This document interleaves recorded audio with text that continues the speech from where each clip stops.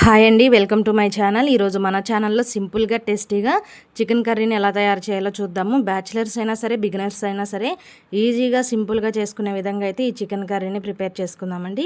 దీనికోసం ముందుగా అయితే 1 కేజీ చికెన్ ఇలా మీడియం సైజ్ ముక్కల్లా కొట్టించుకొని ఉప్పు అలాగే నిమ్మరసం వేసి నీట్గా శుభ్రంగా అయితే కడుక్కోవాలి. ఇలా ఉప్పు నిమ్మరసం వేసి కడగడం వల్ల చికెన్ అనేది నీచు వాసన రాకుండా ఉంటుందండి. ఇలా క్లీన్ చేసుకున్న చికెన్ అయితే ఒక బౌల్లో వేసుకుందాము. ఇందులో రుచికి సరిపడా ఉప్పు అలాగే 1/2 స్పూన్ వరకు పసుపు, 3 స్పూన్ల వరకు కారం వేసుకుందాము. అలాగే ఫ్రెష్గా నూరి పెట్టుకున్న అల్లం వెల్లుల్లి పేస్ట్ 2 టేబుల్ స్పూన్ల వరకు వేసుకోండి. అలాగే 1 స్పూన్ వరకు ధనియాల పౌడర్, ఒక 1/2 స్పూన్ వరకు గరం మసాలా, ఒక చిన్న కప్పుతో 1 కప్పు వరకు పెరుగు వేసుకొని ఈ మసాలాలన్నీ కూడా ముక్కకి పట్టే విధంగా బాగా కలుపుకోవాలండి.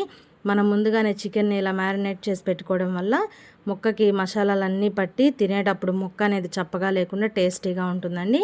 ఈ విధంగా చక్కగా అంతా కూడా కలుపుకోవాలి. ఇలా కలుపుకున్న తర్వాత ఇందులోనే ఒక 2-3 టేబుల్ స్పూన్ల వరకు ఆయిల్ కూడా వేసుకొని ఈ ఆయిల్ కూడా ముక్కలకి పట్టే విధంగా బాగా కలుపుకోవాలి. చూడండి, ఈ విధంగా మొత్తం కూడా బాగా కలుపుకొని మూత పెట్టి టైం ఉంటే ఒక 1 అవర్ లేదంటే కనీసం ఒక అరగంట అయినా సరే మ్యారినేట్ చేసుకోవాలండి. అప్పుడే చికెన్ అనేది బాగా టేస్టీగా ఉంటుంది.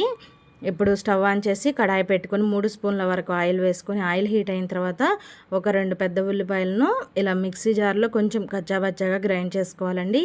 ఉల్లిపాయలను ముక్కలుగా కాకుండా ఇలా కొంచెం గ్రైండ్ చేసి వేసుకోవడం వల్ల మనకి కర్రీ అనేది చిక్కటి గ్రేవీగా వస్తుందండి. అలాగే ఇవి ఫ్రై అయ్యేటప్పుడు ఇందులో ఒక 2 ఇలాచీని కూడా కొంచెం దంచి వేసుకోండి. ఫ్లేవర్ అనేది చాలా బాగుంటుందండి. మనకి ఉల్లిపాయ ముక్కలు కాస్త ఈ విధంగా కలర్ మారిన తర్వాత మనం ముందుగా మ్యారినేట్ చేసి పెట్టుకున్న చికెన్ అయితే కనుక ఇందులో వేసుకుందాము. ఈలోపు అయితే మీకు చిన్న రిక్వెస్ట్ అండి, ఫస్ట్ టైం మన ఛానల్ని చూస్తుంటే ప్లీజ్ సబ్స్క్రైబ్ చేసుకోండి. అలాగే వీడియో నచ్చితే కనుక ఒక చిన్న లైక్ చేయడం అసలు మర్చిపోవద్దు. మీరు ఒక చిన్న లైక్ చేయడం వల్ల ఈ వీడియో అయితే మరొక కొంతమందికి రీచ్ అవ్వడానికి హెల్ప్ అవుతుందండి. ఇక్కడైతే కనుక ఇంకా చికెన్ని వేసి బాగా కలుపుకొని మూత పెట్టేసి మీడియం ఫ్లేమ్లో ఉడికించుకోవాలండి. మధ్య మధ్యలో మూత తీస్తూ కలుపుతూ ఉండాలి. చూడండి, ఇక్కడ మూత తీసి చూపిస్తున్నాను. ఒక 5 నిమిషాలకి మనకి చికెన్లో నుంచి వాటర్ రిలీజ్ అవుతున్నాయి కదండి. ఈ వాటర్ అలాగే మనం పెరుగు అన్నీ వేసి ముందే కలిపి పెట్టాం కాబట్టి అందులో నుంచి వచ్చిన వాటర్తోనే మనకి చికెన్ అనేది ఉడికిపోతుందండి. ఇందులో ఇప్పుడు ఒక 2 టమాటాలను ఇలా కొంచెం పెద్ద ముక్కలుగానే కట్ చేసి వేసుకోవాలి. ఇవి కూడా వేసిన తర్వాత ఒకసారి కలుపుకుందాము. మనకి చక్కగా టమాటాలు వేయడం వల్ల కొద్దిగా వాటర్ వస్తుందండి. అలాగే మనం పెరుగు అన్నీ వేసి కలిపి పెట్టాం కాబట్టి ఆ వచ్చే వాటర్తోనే మనకి చికెన్ అనేది ఉడికిపోతుంది. ఇంకా మనం ఇందులో వాటర్ ఏమి యాడ్ చేయాల్సిన అవసరం లేదండి. కాకపోతే మధ్య మధ్యలో మూత తీస్తూ కలుపుతూ ఉండాలి, లేదంటే చికెన్ అనేది అడుగంటుతుందండి. చూడండి, ఈ విధంగా బాగా అయితే మధ్య మధ్యలో తీసి కలుపుకుంటూ ఉడికించుకోవాలి. ఒక 20 నిమిషాల పాటు మీడియం ఫ్లేమ్లో పెట్టుకొని ఇలా మధ్య మధ్యలో మూత తీస్తూ కలుపుతూ ఉడికించుకోండి. చూడండి, ఈ విధంగా ఉడికిన తర్వాత ఒక ముక్క తీసి చెక్ చేసుకుందాము. చూడండి, ముక్క అయితే మనకి చక్కగా ఉడికిపోయిందండి. ఇలా ఉడికిన తర్వాత ఇందులోనే ఒక 5-6 పచ్చిమిర్చిని చీలికల్లా కట్ చేసి వేసుకోవాలి. పచ్చిమిర్చి ముందే వేసామనుకోండి మరీ సాఫ్ట్గా అయిపోతాయండి. ఇలా చికెన్ ఉడికిన తర్వాత వేసుకుంటే టేస్ట్ బాగుంటాయి.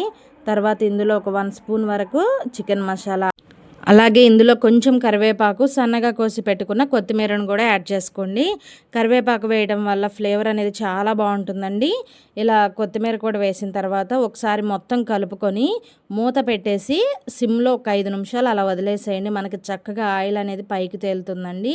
అప్పటి వరకు కూడా సిమ్లో ఒక 5 నిమిషాలు మూత పెట్టి వదిలేద్దాము. చూడండి, ఒక 5 నిమిషాల తర్వాత మీకు మూత తీసి చూపిస్తాను.